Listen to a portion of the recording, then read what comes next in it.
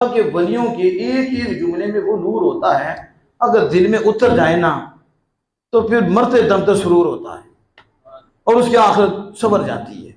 आपने पता क्या फरमाया समझाने के लिए? आपने फरमाया एक कुत्ता है, कुत्ता एक लुकमा खाता है और एक लुकमा खाकर ना मालिक का एहसान मानता है। क्या करता है? मानता है। और सिर्फ नहीं जुबानी, पाँव चाटता है। क्या करता है?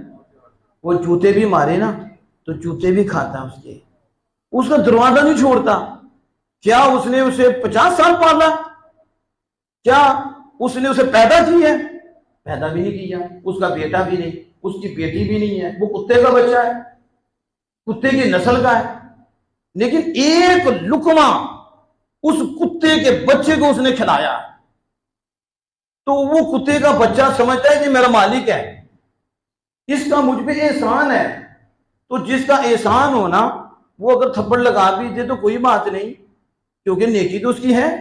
आज तो बच्चे नहीं ना समझते, अब्बा जी ने ये कर दिया, अम्मा जी ने ये कर दिया, तुझे शर्म नहीं आती? अब्बा जी ने और भी बड़ा कुछ किया है, अब्बा जी की इतनी नेमतें हैं, अगर तू सामने रखे तो अब्बा जी का बोले ही ना तो कोई बात नहीं, अब्बा जी की इतनी नेमतें हैं, अगर एक थप्पड़ लगा भी दिया तो फिर क्यों? एहसान नहीं है, कर्म नहीं है उनके। लेकिन कुत्ते से सूफिया समझाते हैं कि एक लुकमा खाकर मालिक भी मानता है, मालिक का एहसान भी मानता है, मालिक के दरवाजे पे बैठ भी जाता है, फिर मालिक के दरवाजे पे बैठ के पहरा भी देता है, उसके दुश्मन को भी जानता है, उसके दोस्त को भी जानता है, फिर उसे आगाह भी करता है।